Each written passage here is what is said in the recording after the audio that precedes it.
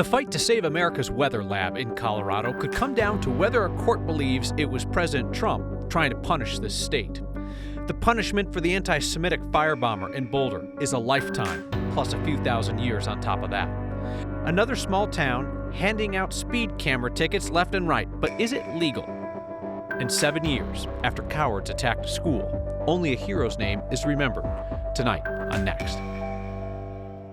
Hard to retain employees at a workplace that expects to get dismantled. Scientists are already leaving NCAR, the federal weather lab in Boulder.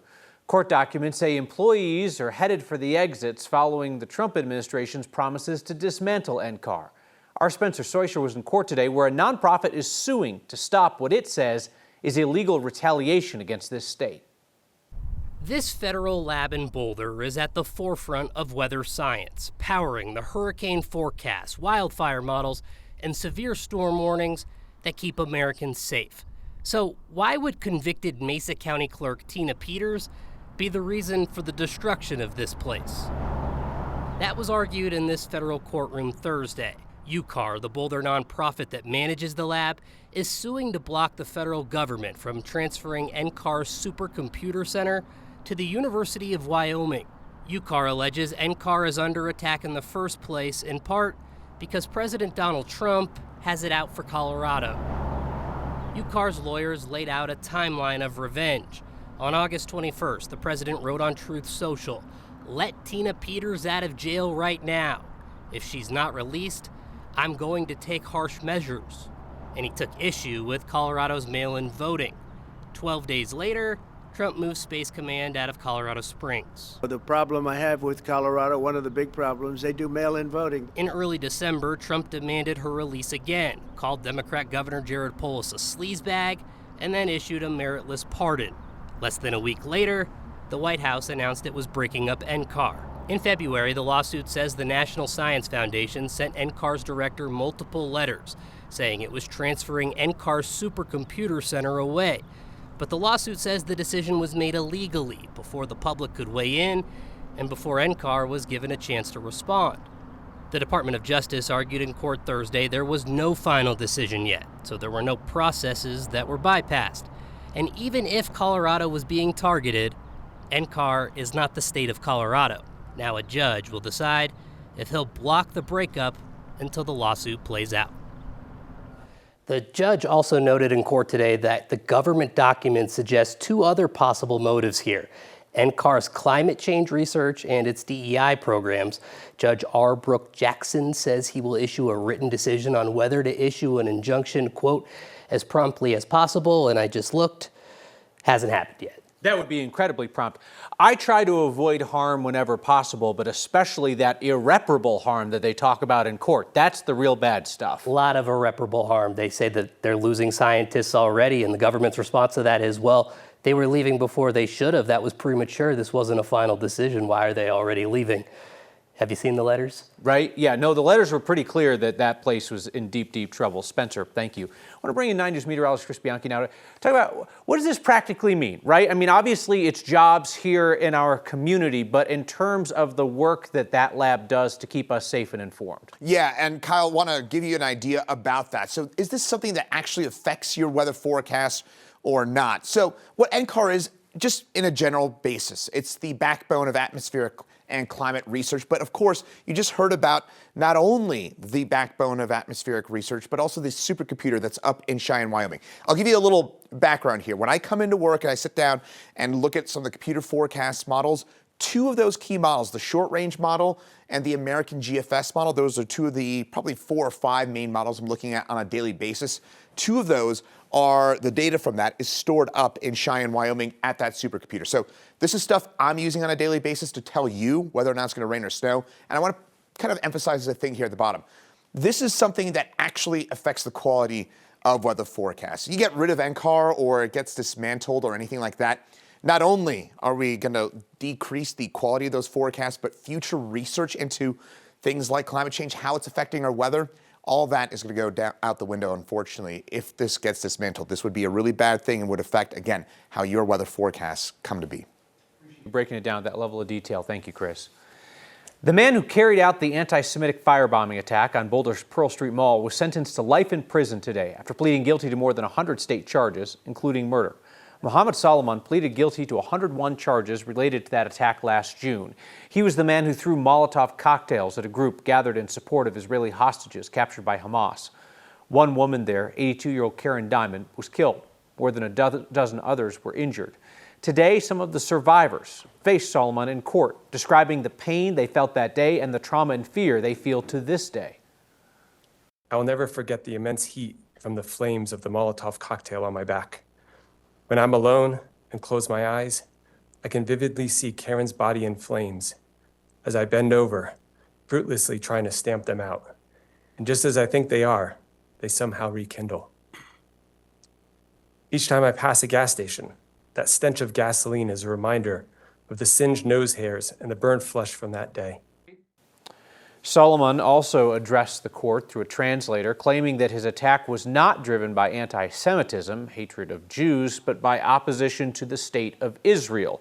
The judge rejected that, saying that Solomon had specifically targeted the Jewish community. She handed down the maximum sentence, life in prison without parole, plus roughly 2,000 additional years.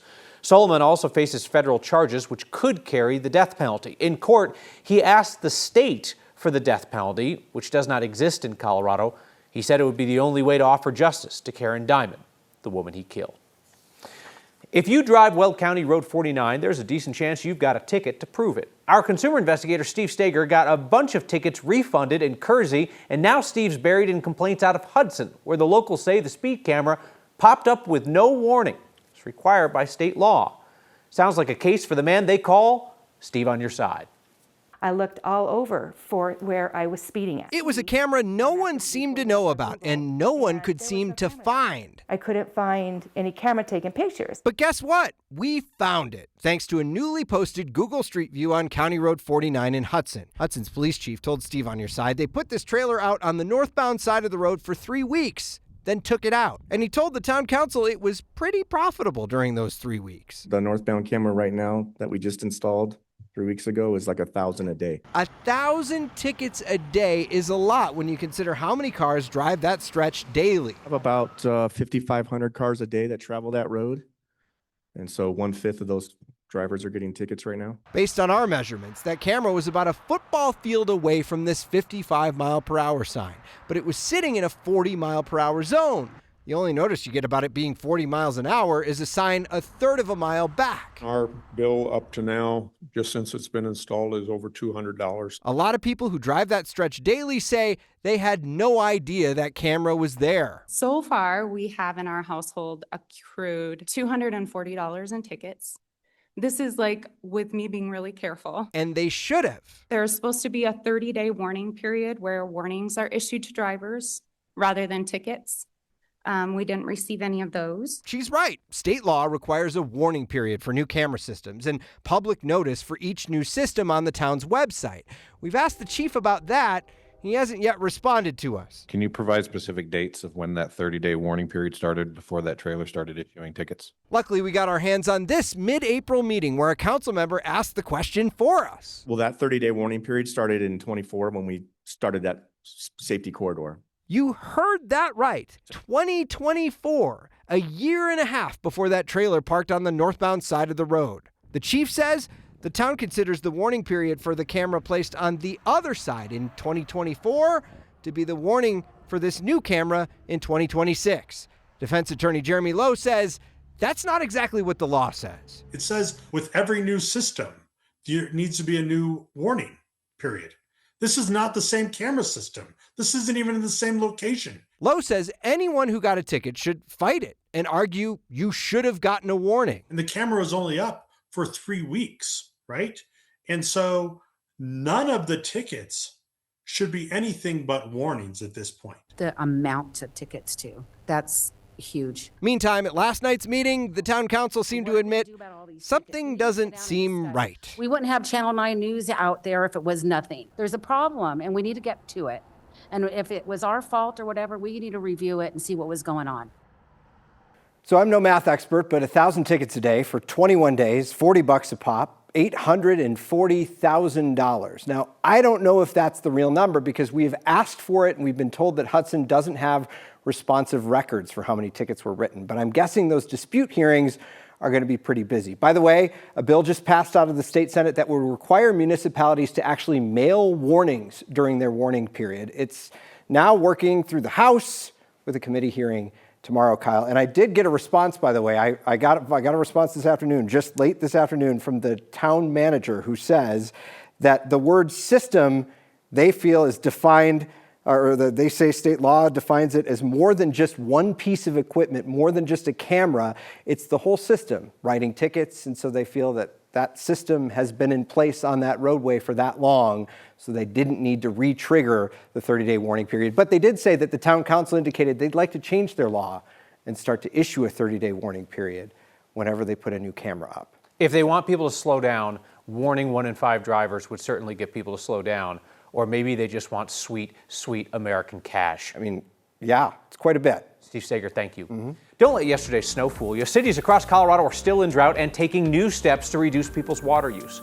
State legislators have decided to take big issues down to the wire at the Capitol this year, including a decision on some murder charges. That's next.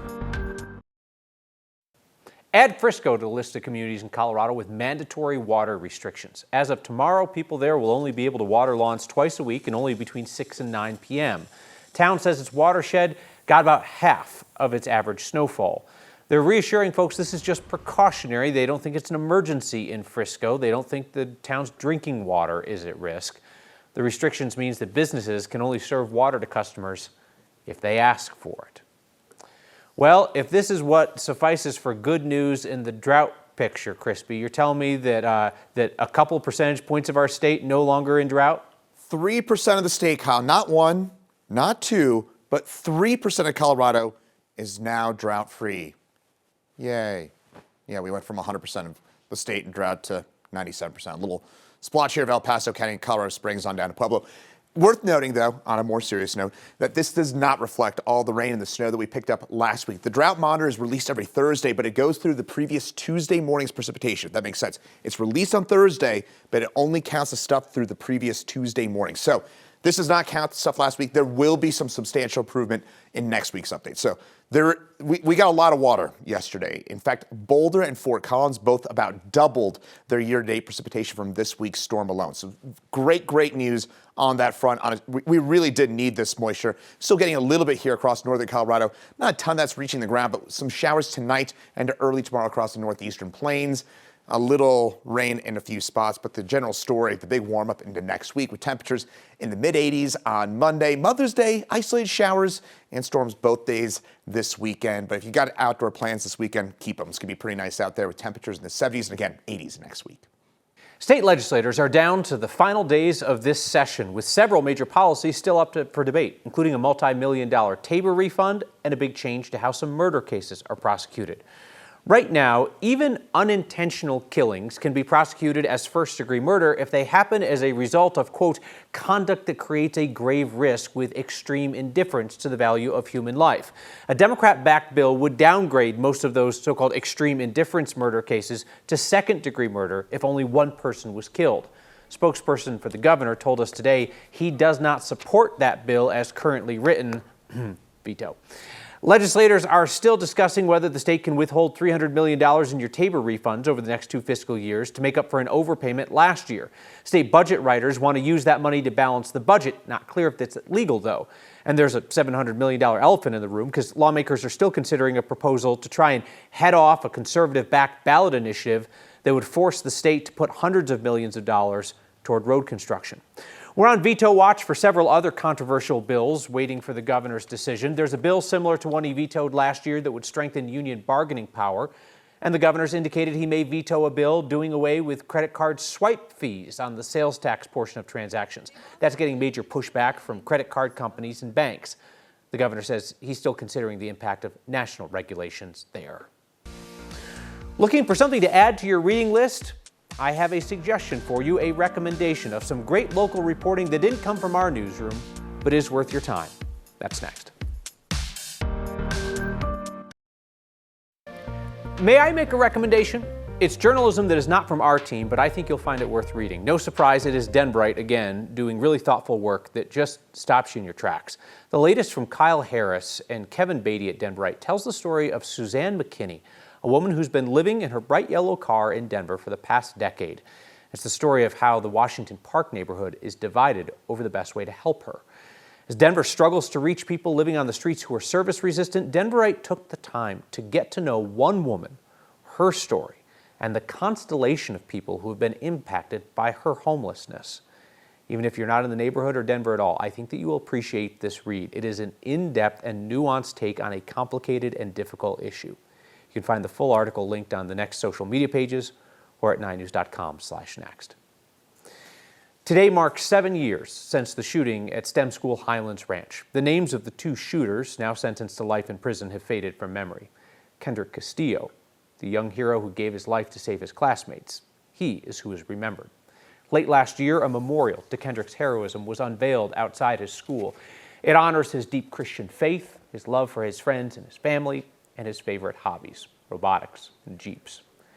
I should mention the Castillo family's deep appreciation to you. When we asked if you would fund the cost of that memorial with one of your weekly microgiving campaigns, your donations paid for it within 90 minutes. Kendrick is remembered in other ways in our community. Each year, Strangecraft Brewing makes Kendrick's Ale. Kendrick's dad, John, is a home brewer friend of the owner there. Last year, a portion of the proceeds went to renaming the street in front of the school. And we do it to, like I said, remember Kendrick.